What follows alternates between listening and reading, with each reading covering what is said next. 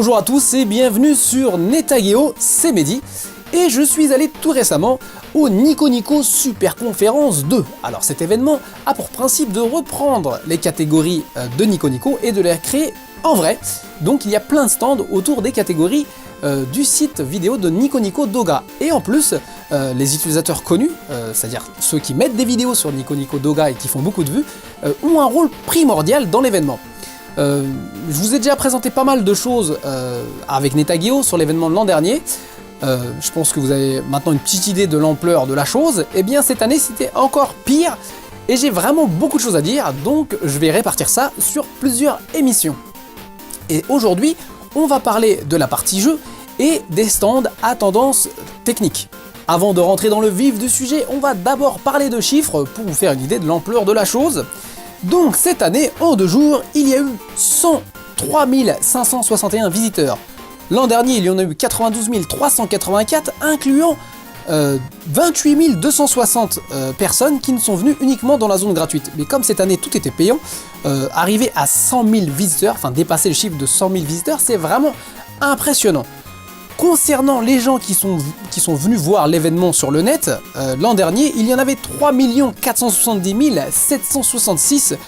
Pour cette année, 5 94 944. C'est du délire, des chiffres de malade.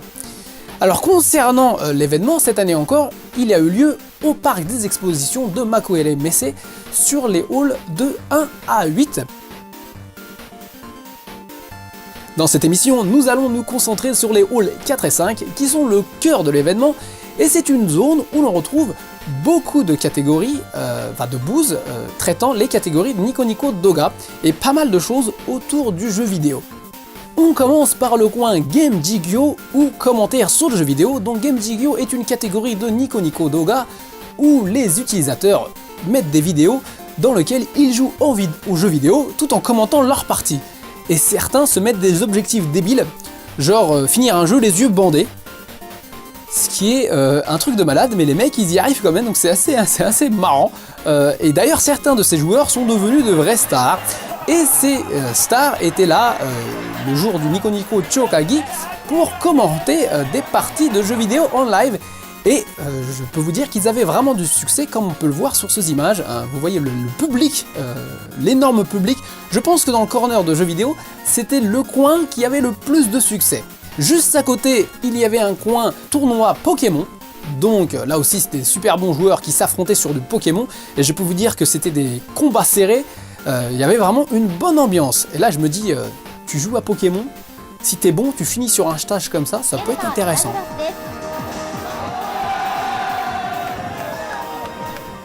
Bon, je suppose que vous reconnaissez ce tuyau vert. Et oui, c'est le tuyau issu du monde de Super Mario Bros. Parce que ce stand était créé à l'image justement du monde de Super Mario Bros. Et quand vous passez dans le tuyau vert, vous entendez le fameux petit bruit que tout gamer qui se respecte connaît. Et une fois que vous passiez ce tuyau vert, vous arriviez dans une petite zone sur laquelle il y avait une scène retransmise en direct où les gens qui passaient dans le tuyau justement venaient parler de jeux rétro. Alors c'était pas mal parce qu'il y avait pas mal d'informations, comme un gars qui est venu en se pointant en disant « Ouais, c'est moi qui suis à l'origine de la Game Boy, c'est moi qui leur ai donné l'idée ». Donc d'après lui, en fait, quand il était en primaire, il était passé chez Nintendo, je sais plus, je pense qu'il y avait un questionnaire ou je sais pas quoi, et il a dit « Ouais, voilà, les jeux Game & Watch, ça serait bien d'avoir ce même principe, mais ça serait cool si on pouvait changer les jeux des Game & Watch ». Et donc d'après lui, c'est peut-être ça qui a lancé l'idée de la Game Boy. Enfin bref, moi je peux pas vérifier. Et il y avait pas mal de gens aussi qui imitaient Mario et Luigi, parce que surtout maintenant Luigi avec Luigi Mansion, on sait qu'il parle beaucoup plus. I'll do it, par exemple.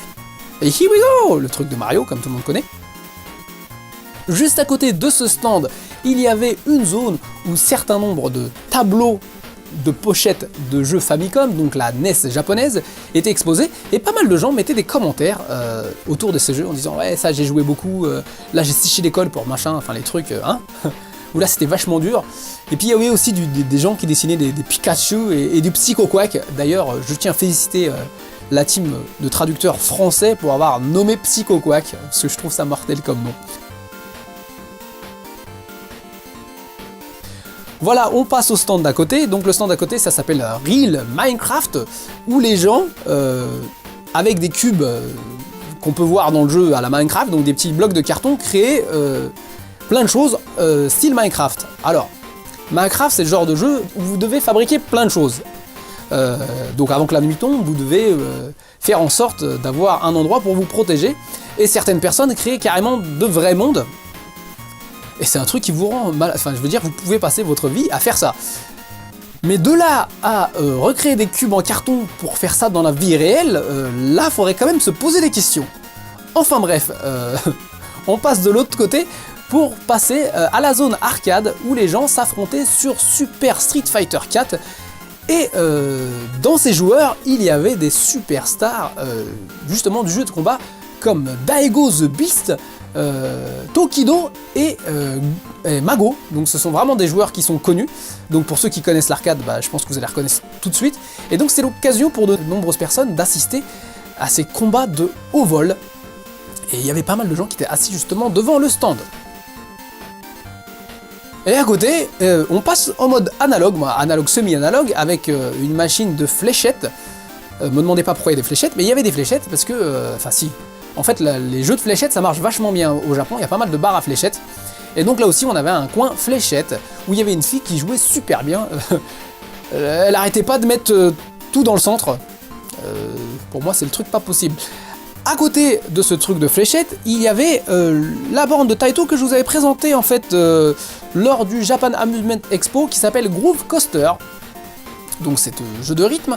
Et à côté de cette borne, il y avait une borne, enfin une machine qui permet de calculer le nombre de fois que vous pouvez appuyer sur le bouton en 10 secondes. Et moi je suis venu samedi matin tourner ce coin, donc c'est la première journée, le matin, et il y avait déjà quelqu'un qui avait fait 115 appuis en 10 secondes. Alors si on réfléchit bien, ça veut dire que le gars, il appuyait plus de 10 fois par seconde. Mais je sais pas comment il peut faire. Comment tu peux appuyer 10 fois en une seconde? Enfin plus de 10 fois même. Pour moi c'est chaud. Et le staff d'ailleurs, le staff de Taito qui était sur place, ils avaient des super t-shirts qui brillaient, collabo, Space Invader, Hatsune Miku. Ah je lui dis tout de suite, genre ah, c'est mortel vos t-shirts et tout. Le gars tout de suite il m'a dit ah tu peux l'acheter sur Amazon. Ok c'est bon, en tout cas les gars ils perdent pas le sens du business. Voilà, on fait un petit tour, on passe de l'autre côté, et là il y avait un coin où on pouvait jouer aux jeux de cartes, genre poker, choses comme ça quoi, donc bon vieux jeu de cartes traditionnel, et pas mal de gens qui y jouaient, bonne ambiance, bon c'est bien parce que là c'est sur une grande place avec pas mal de monde, des jetons, tout ça, et à côté il y avait du trading game avec le jeu de cartes Magic. D'ailleurs Magic pour moi c'est le premier trading card que j'ai connu. Et à bien réfléchir, c'est sûrement le premier trading card game qui doit fêter ses 20 ans cette année. Et à côté, il y avait un nouveau jeu. Alors, ce jeu, je pense, est sorti l'an dernier et il s'appelle One Night Werewolf. Donc, c'était l'occasion d'essayer ce nouveau jeu. Puis il y avait des gens pour vous expliquer un peu le concept, enfin le principe du jeu. Et dans ce jeu, vous devez déterminer qui est le loup-garou dans les membres qui jouent au jeu.